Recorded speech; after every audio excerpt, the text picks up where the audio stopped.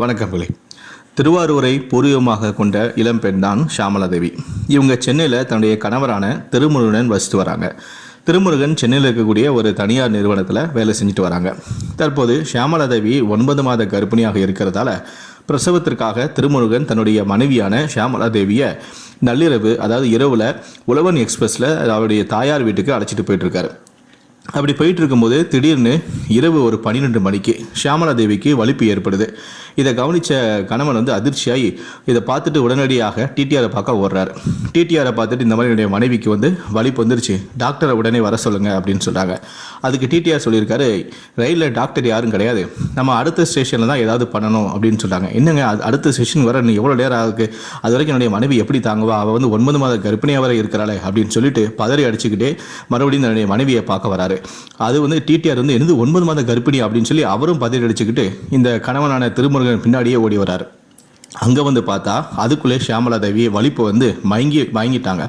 இதை பார்த்து அவருடைய கணவரான திருமுருகனும் டிடிஆரும் அங்கிருந்த சக பயணிகள் எல்லாருமே பதறி போய், ஐயோ இந்த பெண்ணுக்கு என்னாச்சு, 9 மாத கர்ப்பிணியாக வரை இருக்காங்களே, இப்படி மயங்கி போயிட்டாங்களே அப்படின்னு சொல்லி எல்லாருமே பதட்டம் போயிட்டாங்க. உடனே டிடிஆர் சொல்கிறாங்க, நான் உடனே பக்கத்தில் இருக்கக்கூடிய ஸ்டேஷனுக்கு இன்ஃபார்ம் பண்ணுறேன், அவங்க என்ன செய்யணுமோ அதை செய்வாங்க, நீங்கள் ஆம்புலன்ஸுக்கு ஃபோன் பண்ணி அங்கே வர சொல்லுங்கள், நான் ட்ரெயின் அடுத்த ஸ்டாப்பில் நிறுத்துறேன் அப்படின்னு சொல்கிறாரு. உடனே டிடிஆர் ரயில்வே டிபார்ட்மெண்ட்டுக்கு ஃபோன் பண்ணுறாங்க. ஃபோன் பண்ணி இப்போ எல்லாத்தையுமே செட் பண்ணிட்டாரு. அதாவது கடலூர் திருப்பாதி புலியூர் அப்படிங்கிற ஸ்டேஷனில் தான் ரயில் நிற்கும் அப்படிங்கிற மாதிரி இன்ஃபர்மேஷனை கொடுத்துறாரு. உடனே அங்கே ஆம்புலன்ஸை வர சொல்லுங்கள் அப்படிங்கிற மாதிரி தகவலும் கொடுத்துறாங்க. பயணிகள் எல்லாருமே 108 ஆம்புலன்ஸுக்கு ஃபோன் பண்ணி அங்கே வர வச்சிடறாங்க. ஆனால் இந்த திருப்பாதி புலியூரில் ஒரு பிரச்சனை ஏற்படுது இந்த ஸ்டேஷனில். அதாவது வழக்கமாக இந்த விரைவு ரயில் அந்த ஸ்டேஷனில் நிற்காது. ஆனால் இந்த எமர்ஜென்சிக்காக அங்கே இந்த ட்ரெயின் நிப்பாட்டுறாங்க.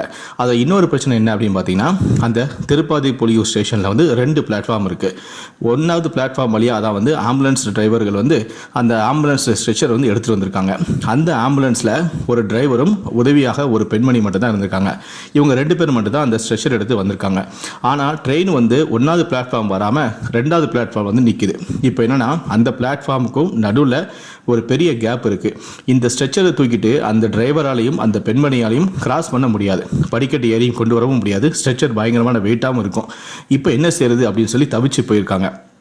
அப்போ அந்த ட்ரெயினில் இருந்த சக பயணிகள் என்ன அப்படின்னு சொல்லி கேட்கும்போது, இந்த மாதிரி ஒரு பிரச்சனை எங்களால் கொண்டு வர முடியாது, இப்போ என்ன பண்ணலாம் அப்படின்னோடனே, நாங்கள் ஹெல்ப் பண்ணுறோம் அப்படின்னு சொல்லிட்டு நைட்டு 12 மணிக்கு அந்த ரயிலில் இருந்த நிறைய பயணிகள் எல்லாமே இறங்கி இந்த பிளாட்ஃபார்மில் இருந்து ஸ்ட்ரெச்சரை வாங்கி அப்படியே தன்னுடைய தலைக்கு மேலேயே தூக்கிட்டு அப்புறம் அந்த ட்ரெயினில் இருந்த அந்த பெண்ணை மெதுவாக தூக்கிட்டு அந்த ஸ்ட்ரெச்சரில் வச்சு மறுபடியும் இந்த 2வது பிளாட்ஃபார்மிலிருந்து அந்த பெண்ணை தூக்கிட்டு 1வது பிளாட்ஃபார்முக்கு கொண்டு அதுக்கப்புறம் ஆம்புலன்ஸில் ஏற்றி கடலூர் அரசு மருத்துவமனைக்கு நள்ளிரவு ஒரு 12:45 மணிக்கு கொண்டு சேர்த்துருக்காங்க.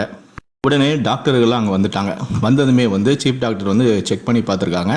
அப்போ அந்த குழந்தையுடைய ஹார்ட் பீட் ரொம்ப கம்மியாக இருக்குது. உடனே அவருடைய அந்த கணவனான திருமுருகன்கிட்ட சொல்கிறாங்க, சார் உங்களுடைய மனைவி வலிப்பு வந்ததால் மயங்கிட்டாங்க, குழந்தையுடைய ஹார்ட் பீட்டும் ரொம்ப கம்மியாக இருக்குது, அதனால் 2 பேரில் ஒருத்தருடைய உயிரை தான் எங்களால் காப்பாற்ற முடியும், முடிஞ்ச அளவுக்கு நாங்கள் தாயை காப்பாற்றிடுறோம், ஆனால் குழந்தையை காப்பாற்றுறது ரொம்ப கஷ்டம் சார், நாங்கள் முடிஞ்ச அளவுக்கு எங்களால் முயற்சி செய்கிறோம், நீங்கள் இப்போவே மனசை தேர்த்திக்கோங்க அப்படின்னு சொல்லிட்டு 12:45 மணிக்கு அந்த பெண்ணுக்கு சிகிச்சையை ஆரம்பிக்கிறாங்க. உடனே அந்த பெண்ணுக்கு வலிப்பு வந்ததால் பிபிஐ குறைக்கிறதுக்கு என்ன செய்யணுமோ அதை செய்கிறாங்க. அப்போ அந்த மருத்துவமனையில் இன்னொரு பிரச்சனை ஆரம்பிக்குது. அதாவது என்னென்னா, வழக்கமாக இந்த மாதிரி கர்ப்பிணிகளுக்கு சிசரியன் செய்யும்போது ஸ்பைனல் கார்டில் ஒரு இன்ஜெக்ஷன் போடுவாங்க, மயக்க மருந்தை செலுத்துவாங்க. ஆனால் இந்த பெண் இப்போ சுயநனவு இல்லாமல் இருக்கிறதால அந்த இன்ஜெக்ஷனை போட முடியாது. அந்த பெண்ணுக்கு இப்போ எப்படி ஆப்ரேஷன் பண்ணுறது அப்படின்னு சொல்லி இன்னொரு சிக்கல் ஏற்படுது. அப்போது அந்த மருத்துவமனையில் இருந்த மயக்க மருந்து கொடுக்கக்கூடிய அந்த மருத்துவர் என்ன சொல்கிறான்னா, மேடம் நான் ரிஸ்க் எடுக்கிறேன், என்னென்னா வாய் வழியாக நான் அந்த பெண்ணுக்கு மயக்க மருந்து கொடுக்குறேன், நீங்கள் ஆப்ரேஷனை ஸ்டார்ட் பண்ணுங்கள் அப்படின்னு சொல்கிறாங்க. சார் இது ரொம்ப ரிஸ்க், நம்ம இது வரைக்கும் யாருக்கும் அப்படி பண்ணதில்லை. ஆமாம் மேடம் பண்ணதில்லை, ஆனால் இப்போ சுச்சுவேஷன் அப்படி இருக்குது, நம்ம முடிஞ்ச அளவுக்கு 2 பேரையும் நம்ம எப்படியாவது காப்பாற்றணும், நம்ம முயற்சி பண்ணுவோம் அப்படின்னு சொல்லி அவர் ரிஸ்க் எடுத்து வாய் வழியாக அந்த கர்ப்பிணி பெண்ணான ஷியாமளாதேவிக்கு மயக்க மருந்தும் கொடுக்குறாங்க. கொடுத்ததுமே இவங்களும் மலமலன்னு வேலையை ஸ்டார்ட் பண்ணுறாங்க, அதாவது ஆப்ரேஷனை ஸ்டார்ட் பண்ணுறாங்க. அந்த பெண்ணை 12:45 மணிக்கு மருத்துவமனைக்கு கொண்டு வந்தாங்க. சேர்த்த 3/4 மணி நேரத்திலேயே ஆப்ரேஷன் பண்ணி அந்த குழந்தையையும் அந்த பெண்ணையும் ஆப்ரேஷன் பண்ணி நல்லபடியாக காப்பாற்றிட்டாங்க. அந்த பெண்ணுக்கு அழகான ஒரு பெண் குழந்தையும் பிறந்திருக்கு. இந்த தகவலை கேள்விப்பட்ட கடலூர் மாவட்ட ஆட்சியரான அருண் தம்பராஜ் தாய் சேயுடைய நலத்தை விசாரிக்கிறதுக்காக நேராக மருத்துவமனைக்கு வந்துட்டார். அங்கே வந்து அவர் இந்த இக்கட்டான நிலைமையிலையும் அந்த பெண்ணை ஆஸ்பத்திரியில் கொண்டு வந்து சேர்த்த 108 ஆம்புலன்ஸ் ஊழியர்களுக்கு சால்வை அணிவித்து பாராட்டு தெரிவித்தார். அது மட்டும் இல்லை, அந்த ஆப்ரேஷனை வெற்றிகரமாக செய்த அந்த மருத்துவருக்கும் ரிஸ்க் எடுத்து அந்த பெண்ணுக்கு மயக்க மருந்து கொடுத்த மைக்கேல் டாக்டருக்கும் அவர் பாராட்டுகளை தெரிவித்து சால்வை அணித்து பாராட்டியும் தெரிவித்தார். இப்படி ஒரு சம்பவம் நடந்ததை கேள்விப்பட்ட அமைச்சரான எம்ஆர்கே பன்னீர்செல்வமும் நேராக அந்த மருத்துவமனைக்கு வந்து அவருடைய சார்பில் அந்த குழந்தைக்கு தங்க மோதிரத்தையும் அணிவித்து மருத்துவரை வந்து அவரும் பாராட்டிட்டு போனார். இந்த சம்பவமானது தற்போது கடலூர் மக்களிடையே பெரும் நெகிழ்ச்சியை ஏற்படுத்தியிருக்கு. இந்த மருத்துவரையும் ஆம்புலன்ஸ் ஊழியர்களையும் நீங்கள் பாராட்டணும் அப்படின்னு நினச்சிங்கன்னா இந்த வீடியோக்கு லைக் கொடுத்துட்டு உங்களுடைய பாராட்டுகளை கீழே இருக்கக்கூடிய கமெண்ட் செக்ஷனில் மறக்காமல் சொல்லுங்கள். முடிந்த அளவுக்கு இந்த வீடியோவை மற்றவங்களுக்கும் ஷேர் பண்ணுங்கள். நன்றி, வணக்கம்.